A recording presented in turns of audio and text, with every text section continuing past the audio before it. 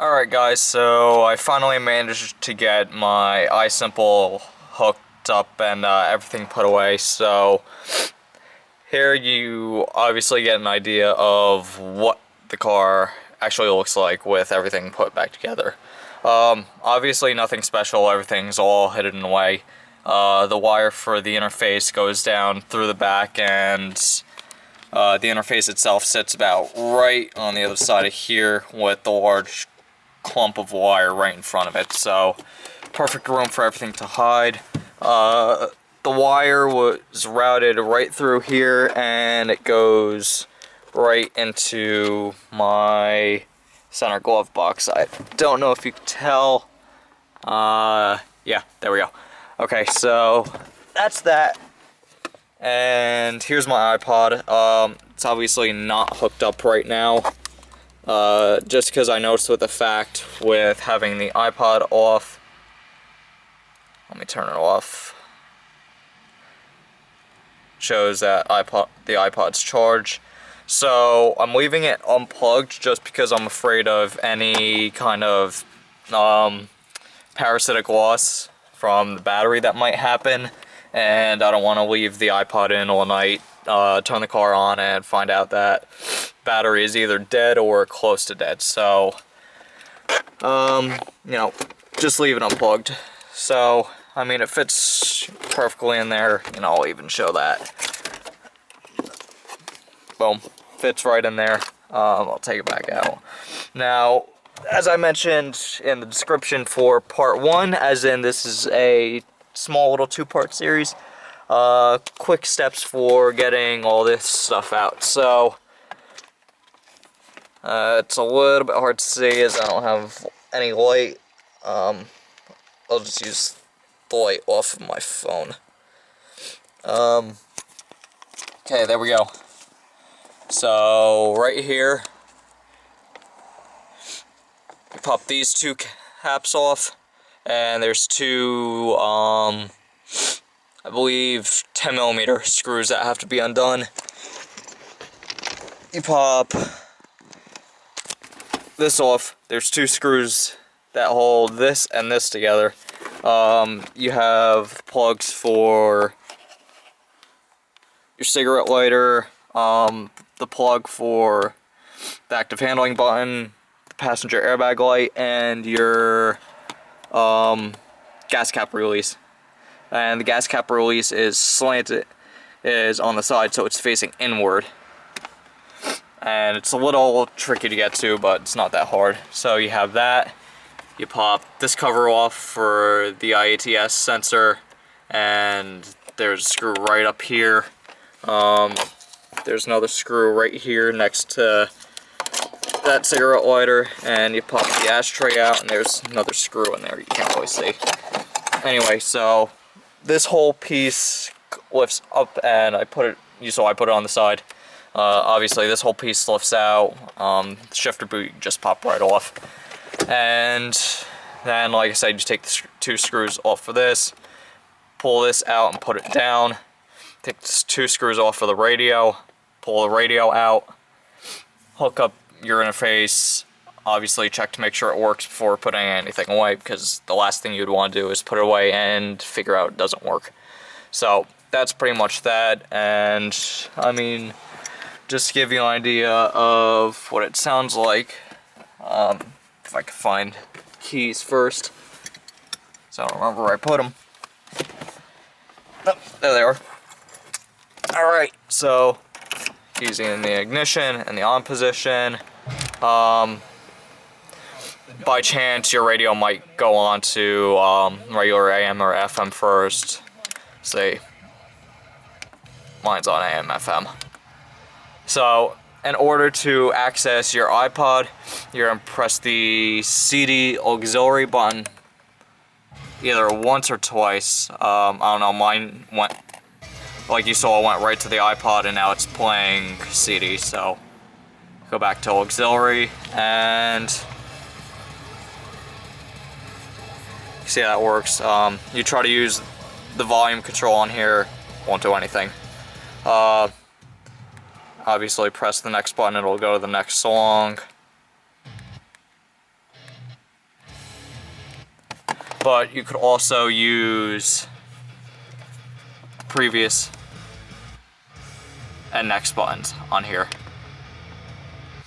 I mean, it'll look a little bit funny because, excuse me, you can see song 1 of 10, but on here,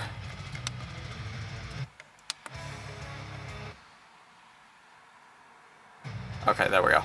It'll show track 3 of 10. I mean, no big deal, it still works. No problem. And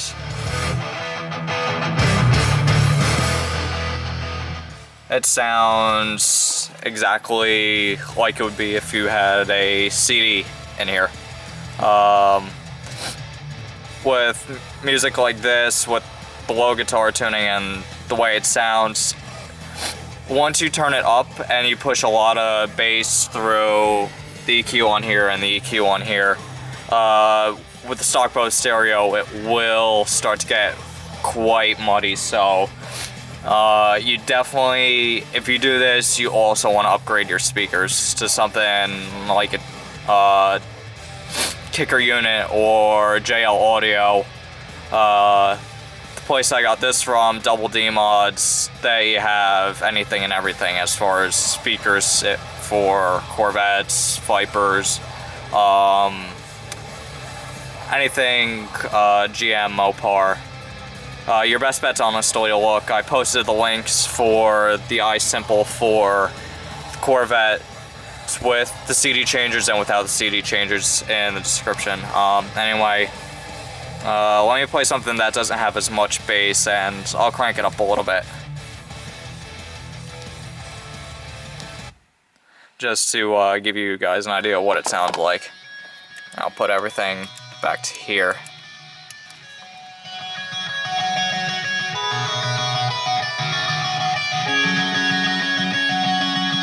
Fading it a little bit so you can hear the rear speakers about the same volume as the front.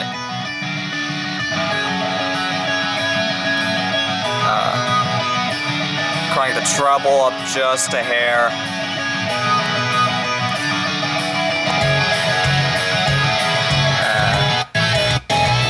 I'll just skip forward.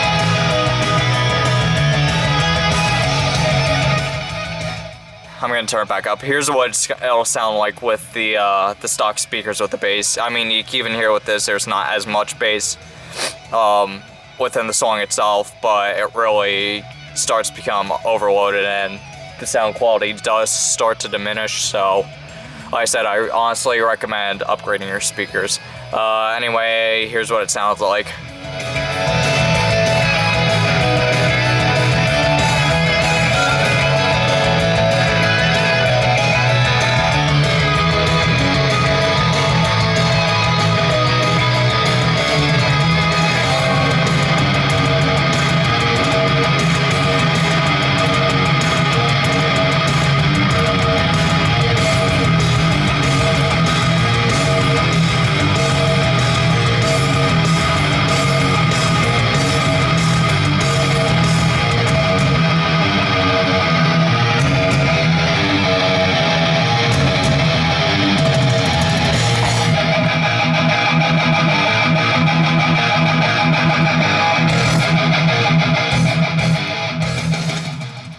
I mean, I'll be honest, a lot of guys say that the Bose system sucks. It somewhat sucks, I'll be honest, but it's honestly not that bad. Honestly, if you're gonna go with an aftermarket setup, you're obviously gonna get a lot better sound, but it is what it is. I mean, for this, I'm looking at a JL Audio speaker upgrade, which just replaces speakers in each door. And there's 2 speakers in the back, right around over here where my finger is. And I mean, for 4 speakers, it's like $215, $216, so it's worth it. So that's honestly pretty much that. As I mentioned with, let me just put my camera down, sorry. As I mentioned with the description in my other video, anytime I gonna do a tutorial on something, I'll, be sure to make a video. I know sometimes instructions, just reading the instructions doesn't help out best.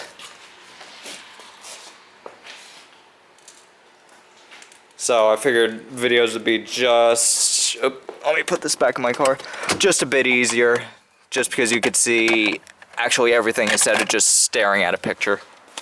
So that's honestly pretty much that, guys. I'll try to keep you updated with anything that's going on with the car. Otherwise, this is pretty much it. You can see, did the plasti dip, you know, while ago. It's holding up pretty good. I know I'm making this video longer than it should be. I really don't care. Anyway, this wheel is holding up pretty good. I'm gonna have to respray this wheel. You can tell after getting alignment done, it's starting to peel a little bit over here. Let me put my phone on so I can show you guys exactly what's really going on.